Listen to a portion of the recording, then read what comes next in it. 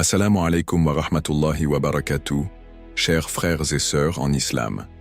Aujourd'hui, nous allons explorer un moment de la journée unique, un moment que beaucoup d'entre nous ignorent souvent, mais qui est d'une grande importance spirituelle. Il s'agit des heures sacrées entre 3 heures et 5 heures du matin, un moment où Allah, dans sa grande miséricorde, descend dans le ciel inférieur et se rapproche de ceux qui cherchent sa proximité. Si vous vous réveillez pendant ces heures, il y a une grande opportunité devant vous pour renforcer votre relation avec Allah à travers plusieurs pratiques islamiques puissantes. Alors, laissez-nous plonger ensemble dans ces pratiques et découvrir ce que ces heures bénies peuvent nous offrir. Section 1. La signification spirituelle de se réveiller à ces heures. Imaginez-vous seul dans le silence de la nuit, le monde entier dormant, et vous, éveillé, dans un moment suspendu entre le temps et l'éternité. Se lever entre 3 heures et 5 heures du matin, c'est bien plus qu'un simple réveil. C'est un instant de pure tranquillité, un moment où l'âme, débarrassée de ses préoccupations mondaines, peut se tourner vers le divin. Dans ces heures, l'air est chargé d'une énergie particulière. Allah, dans sa grandeur et sa miséricorde infinie, se rapproche des cœurs sincères qui cherchent sa guidance. Il est dit dans un verset que pendant ces heures, Allah descend au ciel inférieur pour répondre à ceux qui l'invoquent, pour exaucer les prières et guérir les cœurs endoloris. Verset inspirant. Et pendant une partie de la nuit, fais la prière supplémentaire pour toi. Cela te servira d'élévation. Coran 17, 79. Ce n'est pas un hasard si cette fenêtre de temps est une occasion si spéciale. C'est un moment où les prières sont plus sincères, où les mots portés par les lèvres se mélangent à une intention pure venant du cœur. Dans la solitude de la nuit, sans distraction, l'âme peut se rendre pleinement compte de la fragilité de l'existence et de la grandeur d'Allah. L'islam nous rappelle que ces moments sont précieux, non seulement pour nos prières, mais aussi pour notre réflexion intérieure. Dans cette atmosphère de paix, le cœur peut se reposer de ses luttes quotidiennes et se préparer à une journée remplie de gratitude et de dévotion. Histoire inspirante. Il y avait une fois un homme qui, chaque nuit, se levait avant l'aube pour se purifier et invoquer Allah. Au fil du temps, il devint plus sage et plus paisible. Un jour, un voisin lui demanda comment il parvenait à maintenir une telle tranquillité d'esprit. L'homme répondit: « C'est dans la nuit que je trouve la paix que je cherche toute la journée. » Section 2. La première pratique, le tahajjud, la prière nocturne. Le tahajjud est bien plus qu'une simple prière nocturne. C'est une invitation divine à se rapprocher d'Allah, à purifier son cœur et à s'élever spirituellement. Lorsque tu choisis de te lever dans l'obscurité de la nuit, tu fais le choix de te tourner vers ton Créateur, loin des distractions du monde. Chaque mouvement, chaque parole que tu récites devient un témoignage de ton amour sincère pour Allah. Le tahajjud est une tradition sacrée qui remonte à l'époque du prophète Muhammad, paix soit sur lui. Il a été rapporté que le prophète, paix soit sur lui, se levait chaque nuit pour prier et pleurer devant Allah, cherchant pardon et guidance. C'était un moment d'intimité divine, un moment où la beauté de la foi se révèle dans sa forme la plus pure. La prière nocturne est un acte d'humilité, une manière de reconnaître notre dépendance totale envers Allah et de lui, demander de guider notre vie sur le bon chemin. Verset inspirant. Et pendant une partie de la nuit, fais la prière supplémentaire pour toi. Cela te servira d'élévation. Coran 17, 79.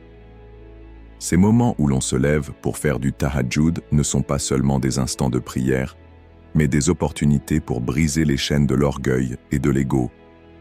La prière de la nuit te permet de purifier ton cœur et de te libérer des fardeaux émotionnels et spirituels qui t'alourdissent pendant la journée.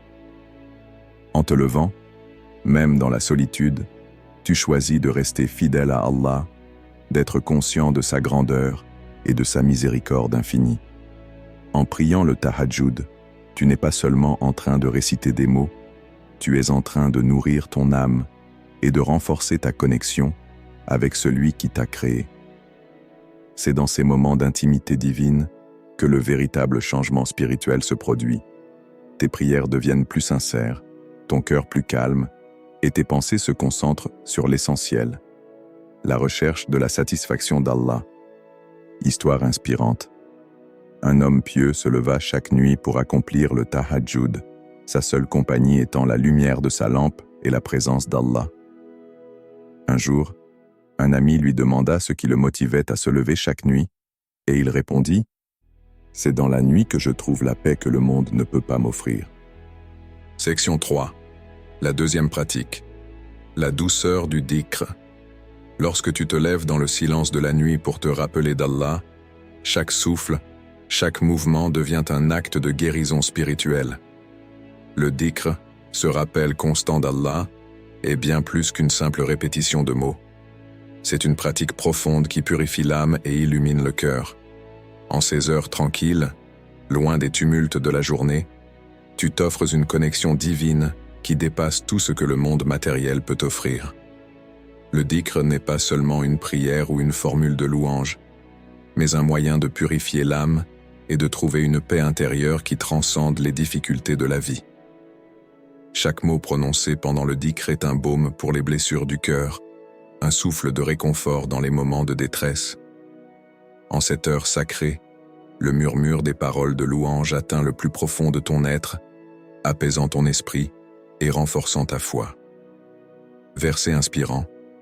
Les croyants et croyantes, souvenez-vous souvent d'Allah. Coran 33-41.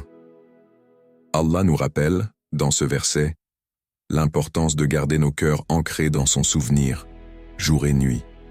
Le dhikr est une manière d'honorer cette prescription divine. Chaque instant passé à invoquer Allah devient une purification de l'âme, une élévation spirituelle. Quand tu te lèves dans la nuit, seul avec Allah, les paroles du dhikr prennent une dimension particulière, une douce mélodie qui guérit et restaure ton cœur. Il est dit que, dans ces moments de solitude et de connexion, les anges se rapprochent de toi et t'entourent de leur lumière. Le dhikr devient alors un pont invisible entre toi et le ciel. Dans le calme de la nuit, ton cœur est plus réceptif, ta foi plus profonde, et tu ressens une sérénité qui ne peut être trouvée nulle part ailleurs. Histoire inspirante. Un compagnon du prophète, paix soit sur lui, se leva une nuit pour faire du dhikr.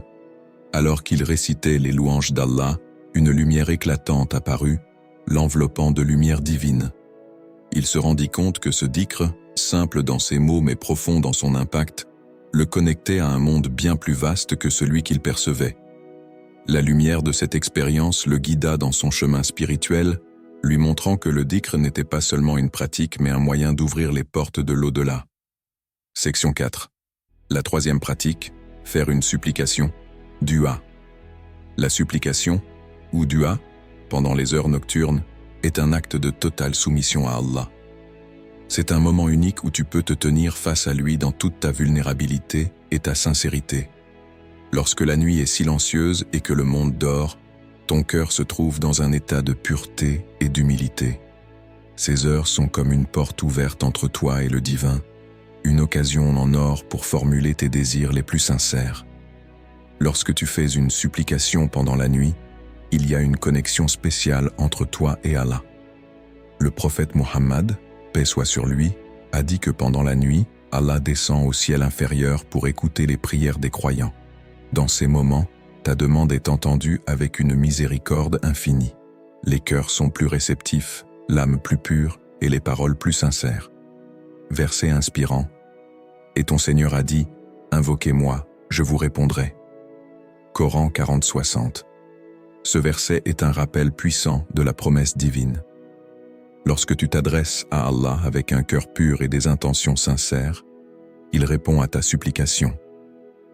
Dans la quiétude de la nuit, tes paroles trouvent une place spéciale auprès d'Allah.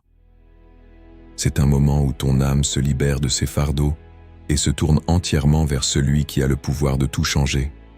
Les supplications faites dans ces heures sont d'une importance particulière, car elles sont remplies de la sincérité qui caractérise les prières faites loin des distractions du monde.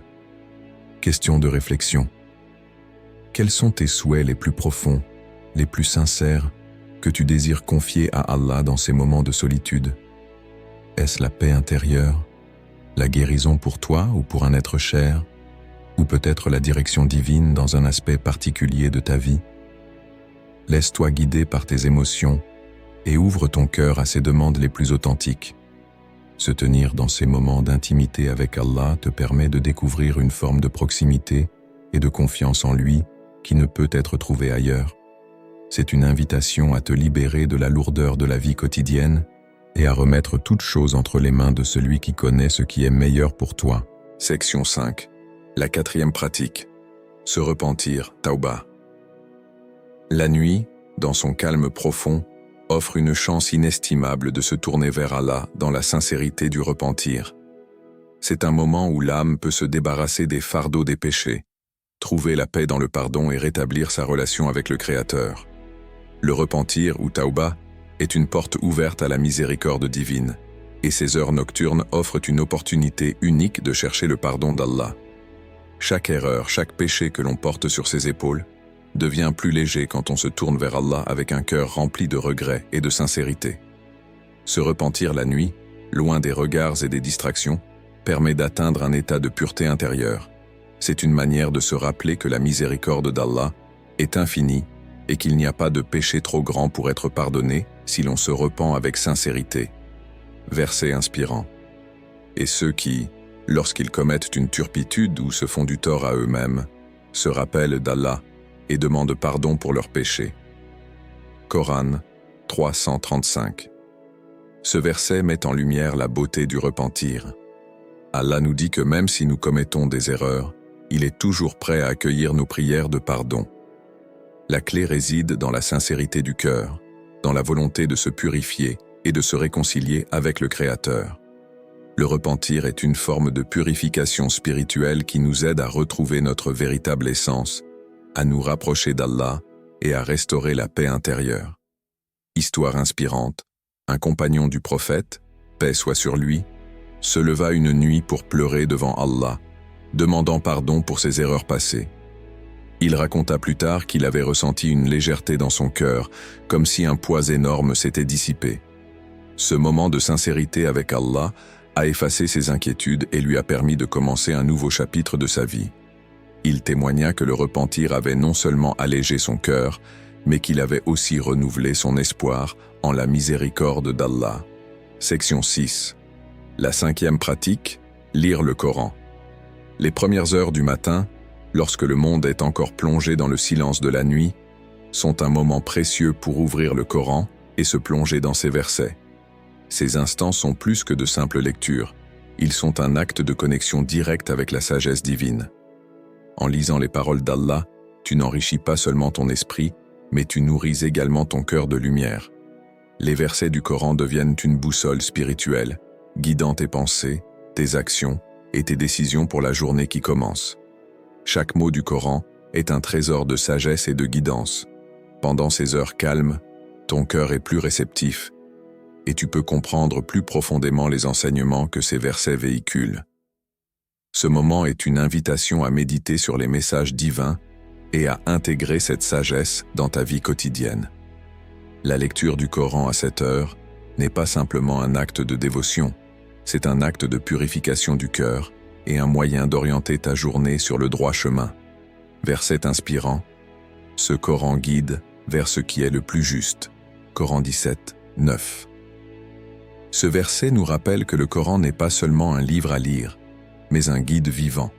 Chaque verset éclaire le chemin du croyant et il offre des réponses et des solutions à toutes les questions de la vie. Dans la sérénité de la nuit, le Coran devient une lumière qui guide le cœur, une lumière qui, lorsqu'elle est suivie, oriente les actions vers ce qui est juste et vertueux. Lire ces versets dans ces moments d'intimité avec Allah renforce ta foi et te prépare à affronter les défis du jour avec une tranquillité spirituelle. Section 7. La 6e pratique, le sadaka, charité. La charité, lorsqu'elle est pratiquée en secret, surtout dans la quiétude des heures nocturnes, devient un acte pur et sincère de bonté. À un moment où le monde dort, ton cœur peut briller de lumière en donnant, même une petite somme, pour la cause d'Allah. Ces gestes, aussi modestes qu'ils puissent paraître, résonnent profondément dans ton âme. Lorsque tu offres de manière discrète, sans chercher à être vu ou reconnu, tu te libères des chaînes du matérialisme et tu te rapproches de la véritable richesse, celle qui se trouve dans l'au-delà. Ce genre de charité, fait sans fanfare et sans attente de retour, est une forme de purification.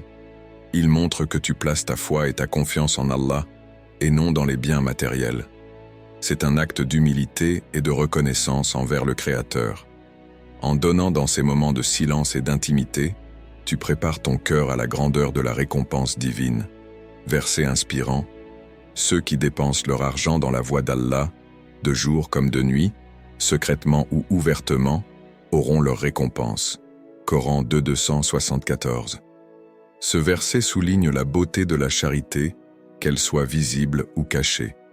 L'important est l'intention pure et l'amour d'Allah. Il nous est rappelé que peu importe le moment ou la manière dont nous donnons, Allah connaît l'acte dans son essence et il en récompensera son auteur. Ce verset encourage à donner sans attendre de reconnaissance humaine, car la véritable récompense vient de la part du Seigneur. Histoire inspirante.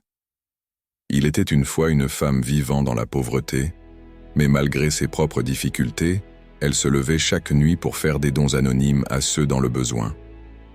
Un acte aussi humble, fait dans la discrétion, apportait une lumière dans son âme. Elle ne cherchait ni reconnaissance ni gloire, seulement la satisfaction de son Créateur. Une nuit, alors qu'elle accomplissait cette belle action, un ange se présenta à elle, lui offrant des bénédictions en retour pour sa charité secrète. Cet acte de bonté, bien que simple, fut magnifié par la miséricorde divine. Conclusion. Se lever entre 3 heures et 5 heures du matin pour pratiquer ces actes spirituels est une opportunité précieuse. Il ne s'agit pas seulement d'une routine, mais d'une chance de rapprocher ton cœur d'Allah. Ces moments sont sacrés, et chaque acte accompli avec sincérité et dévotion renforce ta relation avec lui. Qu'Allah accepte nos prières et nous guide vers la lumière.